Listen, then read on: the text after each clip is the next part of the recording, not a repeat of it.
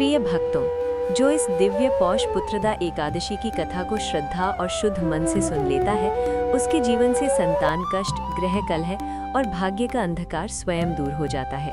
ये केवल कथा नहीं, ये उस नारी की व्यथा है जिसके आंसुओं ने भगवान विष्णु के चरणों को भिगो दिया। बहुत समय पहले की बात है। उत्तर दिशा में बसा हुआ एक छोटा सा नगर था, चंद्रावती। वहाँ एक साधारण किंतु धर्मपरायण स्त्री रहती थी जिसका नाम था शांतिला। शांतिला का जीवन बाहर से देखने में पूर्ण लगता था। सुशील पति, पर्याप्त धन, सम्मानित परिवार, पर उसके हृदय में एक ऐसा खालीपन था जिसे कोई नहीं समझ पाता था। वो निःसंतान थी। हर सुबह जब वो तुलसी के चौरे पर दीप जलाती तो उसकी आंखें अनायास ही भर आती। आरती के बाद वो भगवान विष्णु के समक्ष बैठकर बस इतना ही कहती, हे नारायण, यदि मेरे भाग्य में मातृत्व नहीं है तो मुझे इस पीड़ा को सहने की शक्ति दे दीजिए। परंतु शक्ति से अधिक उसके हृदय को उत्तर चाहिए था। नगर की स्त्रियां उसे देखती, कभी सहानुभूति से तो कभी तिरस्कार से।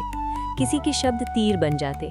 इतना व्रत पूजन करती है फिर भी सूनी गोद। शांतिला चुप रहती, पर रात के अंधेरे में वो तकिए को आंसुओं से भिगो देती। एक रात्रि पौष मास की शीतल हवा बह रही थी। चंद्रमा पूर्ण प्रकाश में था। उसी रात शांतिला ने एक स्वप्न देखा। उसने देखा एक दिव्य प्रकाश जिसके मध्य भगवान विष्णु शंख, चक्र, गदा और पद्म धारण किए खड़े हैं। उनके चरणों से अमृत सा प्रकाश फैल रहा था। भगवान ने अत्यंत करुण स्वर में कहा, वत्से, शांतिला, तुम्हारा दुख मैंने सुन लिया है, किंतु क्या तुम वो व्रत जानती हो जो पुत्र प्राप्ति के साथ पूर्व जन्मों के दोष भी हर लेता है? शांतिला भय और भक्ति से कांप उठी। उसके मुख से केवल इतना ही निकल पाया, प्रभु, मुझे राह दिखाइए। तभी भगवान का स्वर गूंजा। पौष मास की शुक्ल पक्ष की एकादशी, जिसे पौष पुत्रदा एकादशी कहा जाता है, यदि ये व्रत श्रद्धा, संयम और नियम से किया जाए तो संतान सुख अवश्य प्राप्त होता है। इतना कहकर वो दिव्य रूप धीरे धीरे प्रकाश में विलीन हो गया। शांतिला की नींद खुल गई। हृदय जोर जोर से धड़क रहा था। नेत्रों में भय नहीं, आशा थी। सुबह होते ही वो नगर के वृद्ध पंडित के पास पहुंची। पंडित ने ध्यानपूर्वक सब सुनकर कहा, बेटी, ये स्वप्न नहीं, भगवान की कृपा थी। ये व्रत साधारण नहीं है, ये मन, कर्म और वाणी तीनों की परीक्षा लेता है। पंडित ने उसे व्रत की विधि समझाई। एकादशी से एक दिन पूर्व सात्विक भोजन, एकादशी के दिन निर्जल या फलाहार, भगवान विष्णु का ध्यान, रात्रि जागरण, द्वादशी को ब्राह्मण भोजन और दान।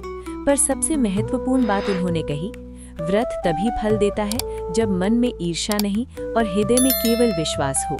शांतिला ने उसी क्षण संकल्प लिया। उस दिन से उसका जीवन बदलने लगा। उसने कटु वचनों का उत्तर मौन से देना सीख लिया। ईश्वर पर प्रश्न करने के स्थान पर उन पर समर्पण करना सीख लिया।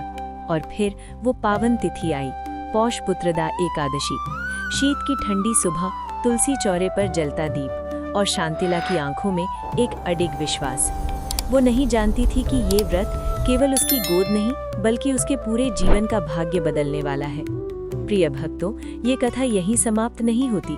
भगवान विष्णु जब परीक्षा लेते हैं तो पहले मन को तोड़ते हैं, फिर जीवन को जोड़ते हैं। आगे की कथा में आप जानेंगे शांतिला की सबसे बड़ी परीक्षा क्या थी, कौन सा त्याग भगवान को प्रिय हुआ और किस रहस्य ने उसके जीवन की दिशा बदल दी। प्रिय भक्तों, जब कोई स्त्री ईश्वर के नाम पर मौन धारण कर लेती है तो समझ लीजिए उसके जीवन में कोई बहुत बड़ी परीक्षा आने वाली होती है।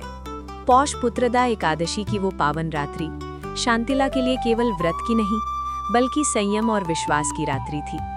संध्या होते ही उसने स्नान कर स्वच्छ पीले वस्त्र धारण किए, तुलसी के समीप दीप प्रज्वलित किया और भगवान विष्णु के चित्र के सामने नम आंखों से बैठ गई। घर में अन्य लोग भोजन की तैयारी कर रहे थे। घी की खुशबू, पकवानों की सुगंध उसके मन को विचलित करने लगी।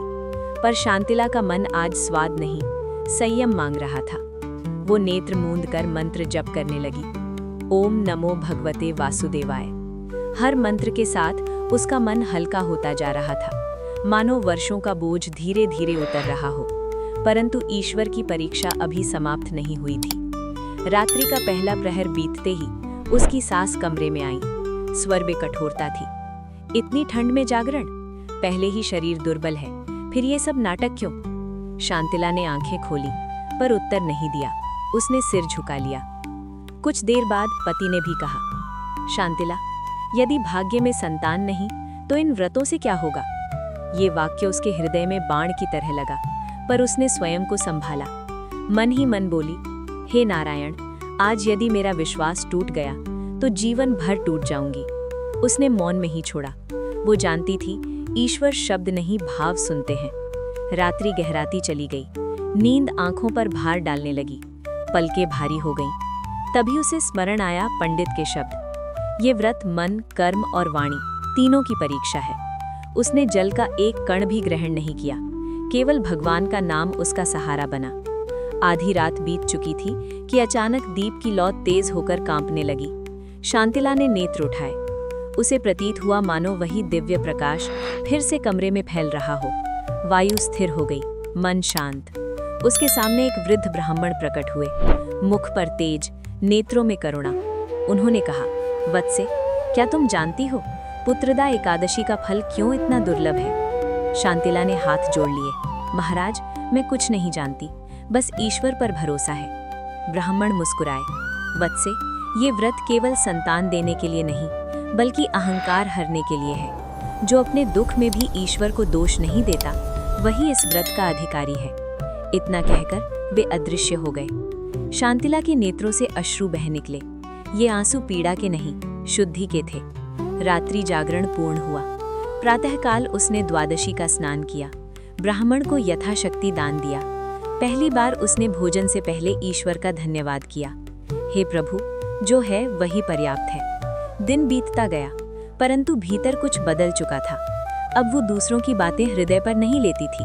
उसका मन स्थिर होने लगा, पर भाग्य अपनी अंतिम परीक्षा अभी शेष रखे था। कुछ दिनों बाद नगर में उत्सव हुआ। सभी स्त्रियां अपने बच्चों के साथ आईं। शांतिला एक कोने में बैठी थी।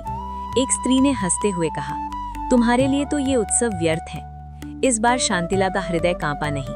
उसने शांत स्वर में कहा, ईश्वर जो करता है अवश्य किसी कारण से करता है। उस रात वो पुनः तुलसी के पास बैठी, बिना मांगे केवल धन्यवाद किया। तभी उसके मन में एक अद्भुत शांति उतरी।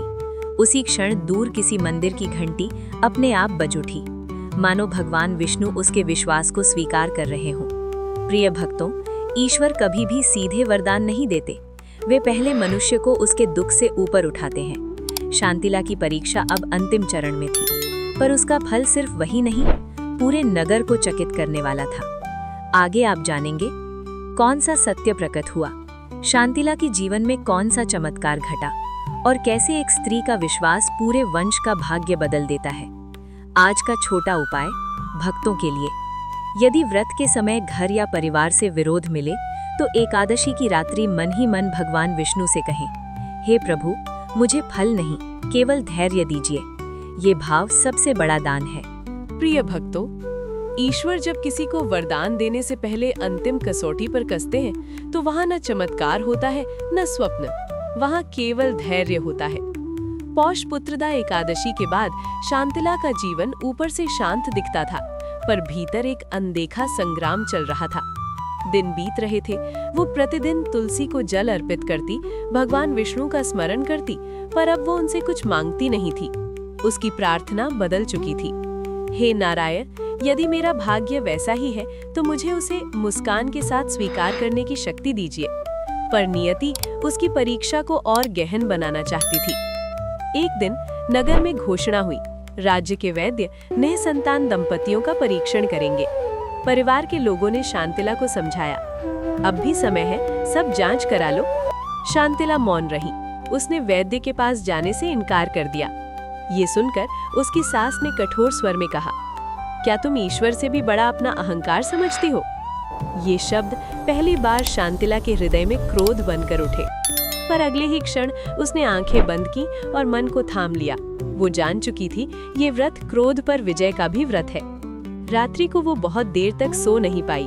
मन में एक प्रश्न गूंज रहा था, क्या मेरा विश्वास मुझे संसार से दूर तो नहीं कर रहा? तभी उसे वही दिव्य अनुभूति हुई। कमरे में एक मंद सुगंध फैल गई। दीप की लौ स्थिर हो गई। इस बार कोई रूप नहीं दिखा, केवल एक स्वर उसके अंतर्मन में गूंजा, वत्से, जो अपने विश्वास को संदेह के तराजू पर तौलता है वो फल से वंचित रह जाता है। शांतिला की आंखों से आंसू बहने लगे। वो भूमि पर बैठ गई और दोनों हाथ जोड़कर बोली, हे प्रभु, अब मैं न प्रश्न करूंगी न तुलना, जो आप देंगे उसी में पूर्णता है। उस रात उसके मन का बोझ सच में उतर गया। अगली सुबह एक अनोखी घटना घटी। नगर के बाहर एक निर्धन स्त्री अपने छोटे से पुत्र को गोद में लिए बेहोश पड़ी थी। कोई भी उसकी सहायता के लिए आगे नहीं आया। शांतिला ने उसे देखा तो उसका हृदय अचानक भर आया। वो दौड़ कर गई, उस स्त्री को जल पिलाया, छाया में लिटाया और अपने घर ले आई। परिवार ने विरोध किया, ये कौन है, कहीं रोग न फैला दे। शांतिला ने पहली बार दृढ़ स्वर में कहा, यदि सेवा से रोग फैलता है तो मैं उसे सह लूंगी। उसने उस स्त्री की पूरी निष्ठा से सेवा की, बालक को भोजन कराया, माँ को औषधि दी। रात को वो बालक शांतिला की गोद में सो गया। उस क्षण उसकी आंखों से अश्रु बह निकले। ये पीड़ा के नहीं थे, ये अनुभूति के आंसू थे। उसने मन ही मन कहा, हे नारायण, यदि मुझे कभी माँ बनने का सौभाग्य न मिले तो भी आज मैंने मातृत्व को छू लिया है। उसी क्षण उसके हृदय में एक दिव्य शांति उतरी। अगले दिन वो निर्धन स्त्री स्वस्थ होकर उठी। उसने चरणों में गिरकर कहा, माँ, आप मेरे लिए भगवान से कम नहीं। शांतिला ने उसे उठाया। मुझे माँ मत कहो, भगवान का नाम लो। परंतु भाग्य ये दृश्य देख रहा था। उस दिन के बाद शांतिला का व्यवहार और अधिक उज्जवल हो गया। अब वो दुख को देखकर पीछे नहीं हटती थी। और तभी नगर में एक विचित्र चर्चा फैलने लगी। शांतिला के घर से एक अद्भुत शांति का अनुभव होता है। लोग उससे आशीर्वाद लेने आने लगे। वो मुस्कुरा कर कहती, मैं कुछ नहीं देती, सब नारायण देते हैं। एक रात उसने स्वप्न देखा। भगवान विष्णु कमल पर विराजमान थे। उनके चरणों में वो वही निर्धन बालक बैठा था। भगवान ने कहा, वत्से शांतिला, जिसने पराये बालक में मेरा अंश देखा वो मेरे हृदय में स्थान पा चुका है। नींद खुली तो उसका हृदय कृतज्ञता से भर गया। प्रिय भक्तों, ईश्वर कभी सीधे गोद नहीं भरते, वे पहले हृदय भरते हैं। शांतिला का व्रत अब पूर्णता की ओर बढ़ रहा था, पर जो होने वाला था वो केवल उसका नहीं, पूरे परिवार का जीवन बदलने वाला था। आगे की कथा में आप जानेंगे कौन सा सत्य सबके सामने आया, शांतिला की सबसे बड़ी परीक्षा कौन सी थी और किस क्षण भगवान ने उसके विश्वास को स्वीकार किया। आज का भावात्मक उपाय, यदि जीवन में किसी की सेवा का अवसर मिले तो उसे टाले नहीं। एकादशी के प्रभाव से की गई निस्वार्थ सेवा सीधे भगवान तक पहुंचती है। प्रिय भक्तों, जब ईश्वर किसी के हृदय को चुन लेते हैं तो संसार उसके इरादों को समझ नहीं पाता। शांतिला के घर से शांति की सुगंध फैलने लगी थी। लोग आते, बैठते, मन हल्का करके लौट जाते, पर घर के भीतर एक अनकहा भय जन्म ले रहा था। उसके पति को नगर से बाहर व्यापार के लिए जाना पड़ा। जाते समय उन्होंने कहा, लोग बातें बना रहे हैं, कहीं ये सब घर की मर्यादा पर आंच न ले आए। शांतिला ने कुछ नहीं कहा। उसने केवल भगवान विष्णु की ओर देखा और मन में बोली, हे नारायण, आप ही मेरी मर्यादा है। पति के जाते ही घर का वातावरण अचानक बदल गया। सास का स्वर और कठोर हो गया। एक दिन उन्होंने सीधे कह दिया, तुम्हारी वजह से घर की शांति बिगड़ रही है, लोग तुम्हें साध्वी समझने लगे हैं। ये आरोप शांतिला के लिए सबसे कठिन था, क्योंकि वो कभी स्वयं को कुछ भी नहीं समझती थी। उस रात वो बहुत देर तक तुलसी के पास बैठी रही। दीप की लौ धीरे धीरे कांप रही थी। उसके मन में एक प्रश्न उठ रहा था, क्या मेरा धर्म किसी का अपमान बन रहा है? तभी उसे पौष पुत्रदा एकादशी का वो स्वप्न स्मरण हो आया। भगवान का स्वर उसके भीतर गूंजा, धर्म कभी प्रदर्शन नहीं, कभी विवाद नहीं, धर्म तो मौन में खिलता है। उसने निर्णय लिया, अब वो किसी को उपदेश नहीं देगी, केवल कर्म बोलेगा। अगले ही दिन एक विपत्ति आई। नगर में भयानक शीतलहर पड़ी। गरीबों के घरों में चूल्हे बुझ गए, बच्चे कांपने लगे। शांतिला ने अपनी साड़ी के अतिरिक्त घर का कंबल उठा लिया। सास ने देखा तो क्रोधित हो उठी, ये हमारा घर है, सब बांट दोगी तो हम क्या ओढ़ेंगे? शांतिला ने धीमे स्वर में कहा, माँ, आज यदि कोई ठंड से मर गया तो कंबल हमें जीवन भर काटेगा। सास चुप हो गई। पहली बार उनके शब्द निःशब्द हो गए। शांतिला ने गरीबों में कंबल बांटे, बच्चों के सिर पर हाथ फेरा। उनकी आंखों में ममता झलक रही थी। उसी शाम वो निर्धन स्त्री फिर आई, जिसकी सेवा शांतिला ने की थी। उसने कांपते स्वर में कहा, माँ, आज मेरे बच्चे ने आपको पुकारा। ये सुनकर शांतिला का हृदय भर आया। उसने बालक को सीने से लगाया पर तुरंत खुद को संभाल लिया। रात्रि को वो देर तक जागती रही। मन में दो भाव टकरा रहे थे, ममता और वैराग्य। उसी समय घर के द्वार पर एक वृद्ध साधु आए। उनकी आवाज गंभीर थी। क्या यहाँ शांतिला रहती है? सास ने उन्हें भीतर बुलाया। शांतिला ने पैर छुए। साधु ने कहा, तुम्हारे घर में धर्म और भय एक साथ रहते हैं। ये सुनकर शांतिला चौंक गई। साधु बोले, जिसे ईश्वर चुनते हैं उसे समाज पहले डराता है, पर याद रखो, डर त्यागे बिना वरदान नहीं मिलता। उन्होंने एक छोटा सा पीला धागा दिया। इसे भगवान विष्णु का नाम लेकर कलाई पर बांधना। जब मन डगमगाए इसे देखना। इतना कहकर वे चले गए। रात्रि गहराई। अचानक शांतिला को तेज ज्वर चढ़ गया। घर में हड़कंप मच गया। सास घबरा गई। पड़ोसी बुलाए गए। शांतिला अचेतन अवस्था में बुदबुदा रही थी, नारायण, मैंने कुछ गलत किया क्या? सास का हृदय पिघल गया। उन्होंने उसके सिर पर हाथ रखा और रो पड़ी। नहीं बेटी, गलती हमारी थी। 3 दिन तक शांतिला ज्वर में रही। तीसरे दिन जैसे ही ज्वर उतरा, उसकी आंख खुली। उसने देखा सास उसके पास बैठी हैं। उनकी आंखें नम थीं। सास ने कहा, आज समझ आया धर्म किसे कहते हैं। शांतिला ने कमजोर स्वर में कहा, माँ, धर्म तो आपके आंसुओं में है। उस दिन के बाद घर में कुछ बदल गया, पर भाग्य अब अंतिम मोड़ लाने वाला था। एक रात शांतिला ने अद्भुत स्वप्न देखा। वो एक विशाल कमल सरोवर के किनारे थी। जल में भगवान विष्णु का प्रतिबिंब था। भगवान ने कहा, वत्से, तुमने अपनी पीढ़ा को सेवा बना दिया। अब समय आ गया है सत्य प्रकट होने का। नींद खुली तो उसके हृदय में एक विचित्र स्पंदन था। प्रिय भक्तों, जब ईश्वर सत्य शब्द बोलते हैं तो जीवन एक झटके में बदल जाता है। अब जो घटने वाला था वो केवल शांतिला की नहीं, पूरे नगर की आंखें खोल देने वाला था। आगे आप जानेंगे कौन सा सत्य सबके सामने आया, किस रहस्य ने शांतिला का जीवन पलट गया और भगवान ने किस संकेत से अपनी कृपा प्रकट की।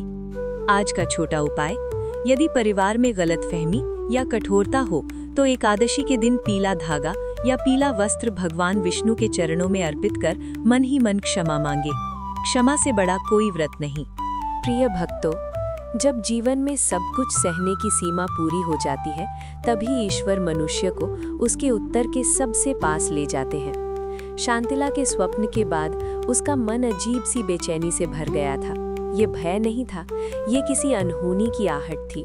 सुबह होते ही नगर में एक बड़ी घोषणा हुई। राजा स्वयं धर्म सभा बुला रहे थे। कारण ये था कि नगर में लगातार अद्भुत घटनाएं घट रही थीं। किसी के घर में अचानक शांति, किसी के जीवन में अकारण परिवर्तन।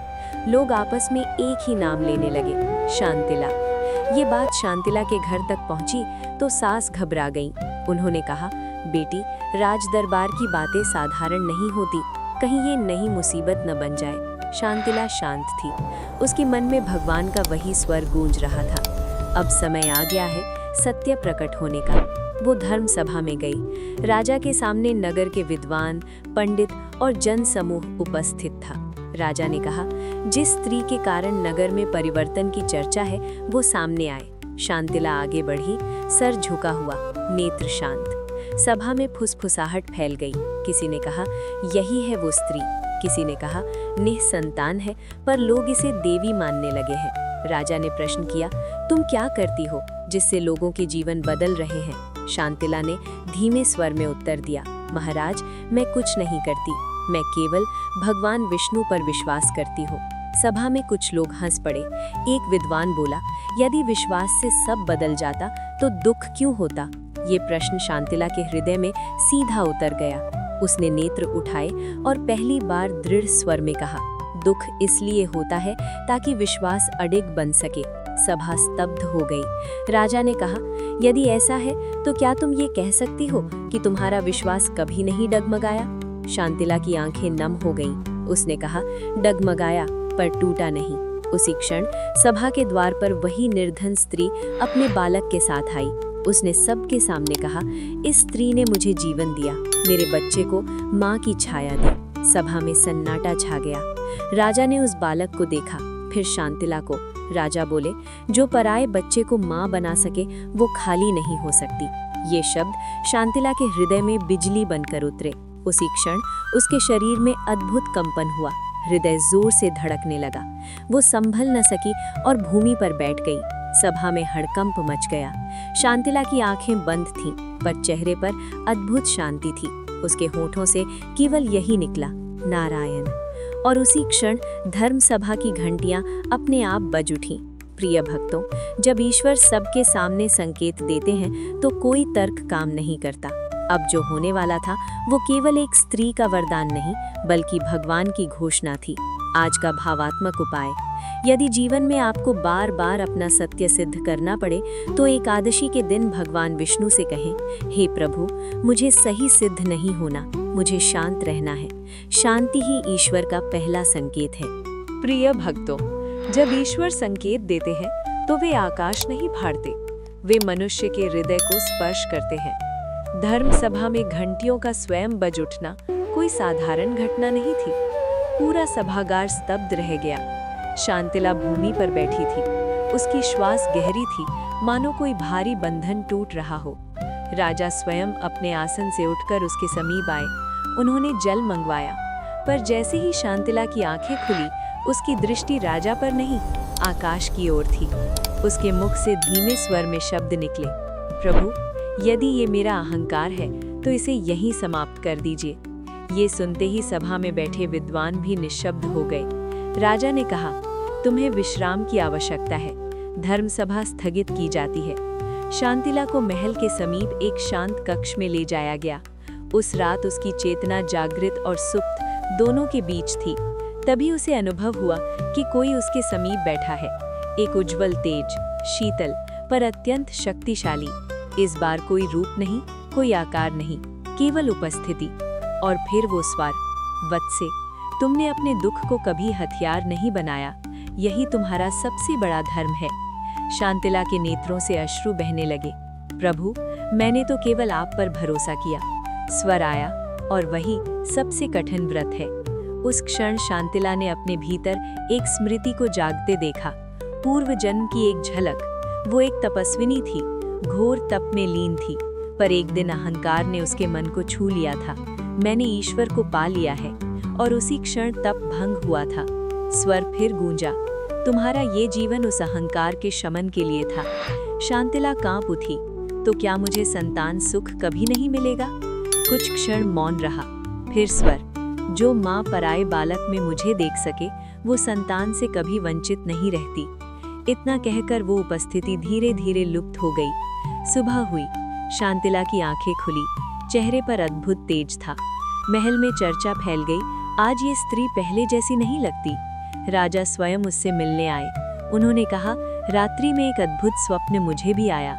राजा की आवाज कांप रही थी। भगवान विष्णु ने कहा, जिस स्त्री ने मातृत्व को स्वार्थ नहीं बनाया, उसे संतान का अधिकार स्वयं मिलेगा। ये सुनकर शांतिला की आंखें नम हो गईं, पर उसने कुछ नहीं कहा। उसने केवल हृदय में नतमस्तक होकर भगवान को प्रणाम किया। राजा ने घोषणा की, इस स्त्री को कोई प्रश्न नहीं करेगा, ये ईश्वर की परीक्षा में उत्तीर्ण हो चुकी है। नगर में ये समाचार आग की तरह फैल गया। जो लोग कल तक उंगली उठाते थे, आज नतमस्तक थे। पर शांतिला इन सब से अलग थी। उसके भीतर एक अजीब शांति थी। वो जान चुकी थी, वरदान निकट है, पर अभी अंतिम मौन शेष है। उसी संध्या वो निर्धन स्त्री फिर आई। उसने कहा, माँ, मेरा पुत्र आपके बिना सो नहीं पाता। शांतिला ने बालक को देखा। उसकी आंखों में ममता नहीं, कृतज्ञता थी। उसने बालक के मस्तक पर हाथ रखा। भगवान तुम्हारी रक्षा करे। उसी क्षण उसके हृदय में एक अद्भुत स्पंदन हुआ, मानो ईश्वर ने अंतिम द्वार खटखटाया हो। प्रिय भक्तों, जब ईश्वर वरदान देने से पहले मौन रखते हैं तो समझ लीजिए घड़ी बहुत निकट है। अब जो घटेगा वो केवल शांतिला का नहीं, ईश्वर की स्पष्ट कृपा होगा।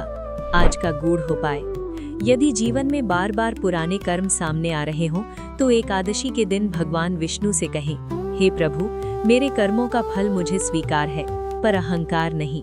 ये वाक्य कई जन्मों का बंधन तोड़ देता है।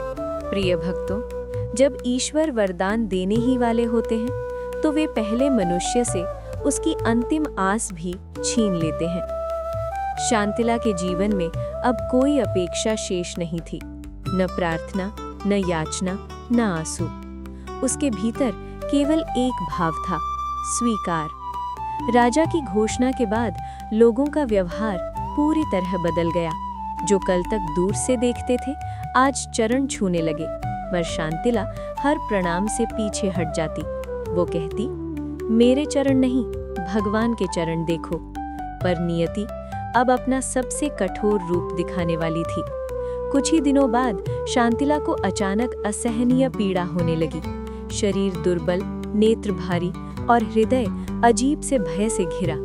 वैद्य बुलाए गए। उन्होंने परीक्षण किया। कक्ष के बाहर सब प्रतीक्षा कर रहे थे। अंततः मुख्य वैद्य बाहर आए। चेहरा गंभीर था। उन्होंने कहा, इसके शरीर में अत्यधिक दुर्बलता है। दीर्घ उपवास, अधिक त्याग, इसका शरीर अब और भार नहीं सह सकता। ये सुनकर सास का हृदय कांप उठा। उन्होंने रोते हुए कहा, बेटी, अब और व्रत मत करो, अब स्वयं को देखो। शांतिला ने कमजोर स्वर में कहा, माँ, अब व्रत नहीं, अब केवल ईश्वर की इच्छा है। उस रात वो अचेत सी अवस्था में रही। कभी आंखें खुलती, कभी बंद होती, और तभी उसने स्वयं को एक असीम शून्य में खड़ा पाया। न आकाश, न पृथ्वी, केवल एक दिव्य प्रकाश। उस प्रकाश से भगवान विष्णु का स्वर स्पष्ट सुनाई दिया, वत्से, क्या तुम अब भी कुछ चाहती हो? शांतिला ने धीमे स्वर में कहा, प्रभु, अब नहीं, जो आपने दिया वही पर्याप्त है। कुछ क्षण पूर्ण मौन रहा। फिर स्वर, यदि अब मैं तुम्हें संतान दूं, तो क्या तुम उसे भी मेरा ही प्रसाद समझोगी? शांतिला के नेत्रों से अश्रु बह निकले। हाँ प्रभु, वो मेरा नहीं, आपका ही अंश होगा। तभी उस प्रकाश ने उसे अपने भीतर समेट लिया और एक वाक्य उसके अस्तित्व में गूंज उठा, तुम तैयार हो। अचानक उसकी आंख खुल गई। वो अपने कक्ष में थी। सास उसके सिरहाने बैठी थी। उनकी आंखें लाल थीं। बेटी, तुम्हें 3 दिन से होश नहीं था। 3 दिन। शांतिला चुप रही। उसी समय वो निर्धन स्त्री अपने पुत्र के साथ अंदर आई। बालक दौड़कर शांतिला से लिपट गया। उस क्षण शांतिला के हृदय में एक तीव्र स्पंदन उठा। उसका शरीर कांप गया। उसने बालक को धीरे से अलग किया और आंखें बंद कर लीं। कुछ ही पलों में उसके मुख पर अद्भुत तेज फैल गया। वैद्य ने उसकी नाड़ी देखी और चौंक गया।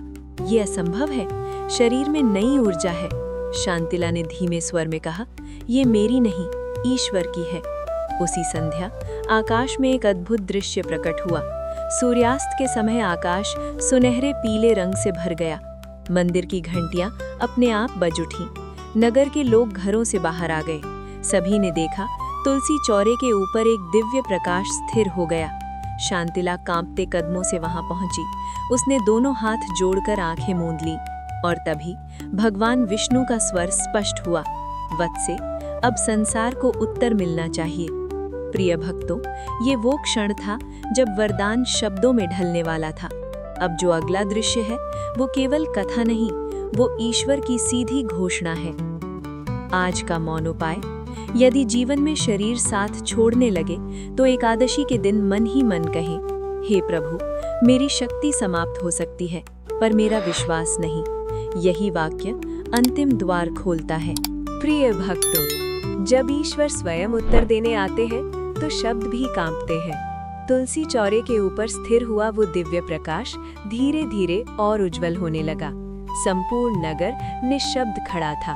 शांतिला ने नेत्र मूंदे हुए हाथ जोड़ लिए। उसका हृदय अब धड़क नहीं रहा था, मानो किसी और की लय में चल रहा हो। तभी वो स्वर जो अब तक केवल उसके भीतर गूंजता था, आज सभी ने सुना, वत्से शांतिला। स्वर में न आदेश था न गर्व, केवल असीम करुणा। तुमने अपनी गोद नहीं, अपने हृदय को खाली रखा ताकि मैं उसे भर सकूं। शांतिला के नेत्रों से अश्रु बहने लगे, पर वो रो नहीं रही थी, वो पिघल रही थी। स्वर आगे बोला, जो स्त्री दुख में भी मुझे दोष नहीं देती, जो पराये बालक में मेरा अंश देखती है, जो सेवा को याचना से ऊपर रखती है, वो माँ कहलाने योग्य है। उसी क्षण शांतिला के शरीर में एक तेज कंपन हुआ। उसने हाथ से अपने हृदय को थाम लिया। भीड़ में खड़ी उसकी सांस कांप उठी। हे प्रभु, उनके मुख से अनायास निकला। स्वर पुनः गूंजा, आज मैं ये घोषणा करता हूँ, तुम्हारा व्रत पूर्ण हुआ। और तभी एक ऐसा अनुभव हुआ जिसे शब्द बांध नहीं सकते। शांतिला को ऐसा लगा मानो उसके अस्तित्व में कोई दीप प्रज्वलित हो गया हो। उसकी आंखों के सामने एक दृश्य उभरा, एक छोटा शिशु पीत वस्त्र में लिपटा मुस्कुराता हुआ। उसका हृदय भर आया। वो भूमि पर घुटनों के बल झुक गई। प्रभु, यदि ये मेरा भ्रम है तो भी इसे मत तोड़िए। तभी स्वर आया, ये भ्रम नहीं, ये प्रसाद है। आकाश में मंद शंखनाद गूंज उठा। मंदिर की घंटियां तेज हो गईं। राजा भीड़ से आगे बढ़े। उनकी आंखों में अश्रु थे। आज हम सब साक्षी हैं कि ईश्वर अब भी हमारे बीच है। शांतिला को सहारा देकर उठाया गया। उसकी चाल पहले से अधिक स्थिर थी। उसी समय वैद्य ने कांपते हाथों से उसकी नाड़ी देखी। उसकी आंखें फैल गईं। ये संभव नहीं। सबकी दृष्टि उसी पर टिक गई। वैद्य ने गंभीर स्वर में कहा, इसके शरीर में एक नवीन जीवन संकेत है। क्षण भर सन्नाटा छा गया। फिर जैसे समय फट पड़ा। सास शांतिला से लिपट गई। बेटी, मुझे क्षमा कर देना। शांतिला ने धीरे से कहा, माँ, आज क्षमा भी प्रसाद है। वो निर्धन स्त्री अपने पुत्र के साथ आगे आई। बालक ने शांतिला के पेट पर हाथ रखा और मुस्कुरा दिया। उसी क्षण शांतिला की आंखों से अश्रु की धार बहने की। ये आंसू पीड़ा के नहीं, पूर्णता के थे। स्वर अंतिम बार गूंजा, याद रखना, ये वरदान त्याग का फल है। इसे अहंकार से दूर रखना। प्रकाश धीरे धीरे लुप्त हो गया। आकाश सामान्य हो गया, पर कुछ भी पहले जैसा नहीं था। प्रिय भक्तों, जिस क्षण ईश्वर वरदान देते हैं उस क्षण जीवन का अर्थ बदल जाता है। अब आगे जो शेष है वो परिणाम नहीं, उद्देश्य है। आज का दिव्य उपाय, यदि जीवन में आप किसी वरदान की प्रतीक्षा कर रहे हो तो एकादशी के दिन भगवान विष्णु से कहें, हे प्रभु, यदि देना हो तो मुझे संभालने की शक्ति भी देना। वरदान संभालना भी एक साधना है। प्रिय भक्तों, वरदान मिल जाना कथा का अंत नहीं होता। वास्तविक परीक्षा तो उसके बाद आरंभ होती है। दिव्य प्रकाश के लुप्त होते ही नगर में एक अद्भुत शांति फैल गई। लोग धीरे धीरे अपने घर लौट गए, पर हर हृदय में एक प्रश्न गूंज रहा था, अब आगे क्या? शांतिला तुलसी चौरे के पास निःशब्द खड़ी थी। उसके हाथ अब भी जुड़े थे, नेत्रों से अश्रु बह रहे थे, पर अब वे आंसू डर के नहीं थे। उसकी सास धीरे धीरे उसके पास आई। उनके हाथ कांप रहे थे। उन्होंने शांतिला का माथा अपने हाथों से छुआ और कहा, आज तू मेरी बहू नहीं, मेरे जीवन का उत्तर है। शांतिला ने कुछ नहीं कहा। उसने सास के चरण छुए और बोली, माँ, आज आपका आशीर्वाद ही मेरा बल है। घर का वातावरण पूरी तरह बदल चुका था। जहाँ पहले शब्दों में कठोरता थी, अब मौन में स्नेह था। दिन बीतने लगे। शांतिला का शरीर धीरे धीरे नव ऊर्जा से भरने लगा। वो अब थकती नहीं थी, कमजोरी नहीं थी, पर उसके मन में एक भय था, क्या मैं इस वरदान के योग्य बनी रह पाऊंगी? एक रात्रि वो ये प्रश्न हृदय में लिए तुलसी के पास बैठी। उसने धीमे स्वर में कहा, हे नारायण, मुझे ये स्मरण दिलाते रहना कि ये मेरा नहीं, आपका प्रसाद है। तभी उसे वही मंद अनुभूति हुई। कोई स्वर नहीं, कोई रूप नहीं, केवल अंतर मन में एक भाव, विनम्र रहो। अगली सुबह नगर की वही निर्धन स्त्री अपने पुत्र के साथ फिर आई, पर आज उसकी आंखों में आंसू नहीं थे, कृतज्ञता थी। उसने कहा, माँ, आज मैं आपसे कुछ मांगने नहीं आई। शांतिला ने मुस्कुराकर पूछा, तो फिर? स्त्री बोली, आज मैं सेवा करने आई हूँ। जिसने मुझे सहारा दिया, आज मैं उसका सहारा बनना चाहती हूँ। ये सुनकर शांतिला की आंखें नम हो गईं। उसने उस स्त्री को अपने पास बैठाया। पहली बार उसने अनुभव किया, वरदान केवल पाने से नहीं, बांटने से पूर्ण होता है। धीरे धीरे नगर में एक नई परंपरा आरंभ हो गई। हर पौष मास में पुत्रदा एकादशी के दिन लोग भोजन से पहले किसी भूखे को अन्न देने लगे। मंदिर में भीड़ नहीं, शांति बढ़ने लगी। लोग शांतिला से सलाह लेने आते। वो एक ही उत्तर देती, मैं कुछ नहीं जानती, केवल भगवान पर भरोसा करना जानती हूँ। राजा ने एक दिन उसे बुलाया। उन्होंने कहा, तुम्हारे कारण नगर में धर्म लौटा है। शांतिला ने सर झुका लिया। महाराज, धर्म मनुष्य नहीं, ईश्वर लौटाते हैं। राजा ने घोषणा की, पुत्रदा एकादशी अब इस नगर का पर्व होगी। पर शांतिला के लिए सबसे बड़ा परिवर्तन अभी शेष था। एक रात्रि वो गहरी नींद में थी कि उसने स्वप्न देखा। भगवान विष्णु कमल पर विराजमान थे।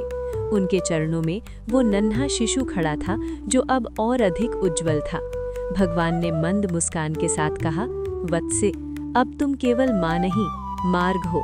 शांतिला ने हाथ जोड़कर कहा, प्रभु, मुझे भटकने न देना। स्वप्न टूटा, पर मन में एक दृढ़ता जाग चुकी थी। प्रिय भक्तों, जब ईश्वर किसी को मार्ग बना देते हैं तो उसका जीवन सिर्फ उसका नहीं रहता। अब जो शेष है वो इस कथा का अंत नहीं, फलश्रुति है। आज का गहन उपाय, यदि जीवन में कोई वरदान मिले तो उसे गोपनीय रखें। एकादशी के दिन मन ही मन कहें, हे प्रभु, जो दिया है उसे बांटने की बुद्धि भी देना। बिना बुद्धि के वरदान भार बन जाता है। प्रिय भक्तों, हर कथा का अंत शब्दों से नहीं, अनुभूति से होता है। शांतिला का जीवन अब शांत था, पर वह शांति निश्चल नहीं, वह जागरूक थी। समय आगे बढ़ता गया, उसका शरीर स्वस्थ और स्थिर था। हर दिन वो तुलसी के पास बैठकर भगवान विष्णु का स्मरण करती, पर अब उसकी प्रार्थना मांग नहीं थी, हे नारायण, मुझे ऐसा बनाइए कि मैं आपके दिए वरदान की मर्यादा रख सकूं। नगर में पोष पुत्रदा एकादशी अब केवल व्रत नहीं रही, वह आस्था का पर्व बन चुकी थी। लोग उपवास रखते, पर उससे पहले किसी भूखे को भोजन कराते। लोग संतान के लिए प्रार्थना करते, पर उससे पहले अहंकार छोड़ते। और इन सब का मौन केंद्र शांतिला थी। वह न उपदेश देती, न स्वयं को विशेष समझती। एक दिन राजा ने पूरे नगर के सामने उससे पूछा, यदि ईश्वर तुम्हें सब कुछ दे चुके हैं तो अब तुम क्या चाहती हो? शांतिला ने कुछ क्षण मौन रखा, फिर बोली, महाराज, अब मैं कुछ चाहती नहीं, अब मैं केवल योग्य बने रहना चाहती हूँ। ये सुनकर सभा निशब्द हो गई। कुछ ही समय बाद वह दिन आया जब शांतिला ने ईश्वर के प्रसाद को अपने भीतर स्पष्ट अनुभव किया। उसकी आंखों से अश्रु बह निकले। उसने भूमि पर माथा टेक दिया, हे नारायण, मैंने कभी आपसे कुछ मांगा नहीं, फिर भी आपने मुझे सब दे दिया। उस दिन सास ने उसके मस्तक पर हाथ रखकर कहा, बेटी, तूने मुझे भी माँ बना दिया। नगर की वही निर्धन स्त्री आज आत्मनिर्भर थी। उसका पुत्र शिक्षा पा रहा था। वह शांतिला के पास आई और बोली, माँ, आपने मुझे खड़ा होना सिखाया। शांतिला ने मुस्कुराकर कहा, नहीं, भगवान ने। समय बीतता गया, पर हर पौष मास में पुत्रदा एकादशी के दिन शांतिला का घर दीपों से जगमगा उठता। लोग आते, मन हल्का करके जाते। कोई संतान की कामना करता, कोई शांति की, और शांतिला सबसे एक ही बात कहती, व्रत करो पर भरोसा पहले रखो, कथा सुनो पर अहंकार छोड़कर। एक रात्रि वह फिर स्वप्न में भगवान विष्णु के दर्शन पाती है।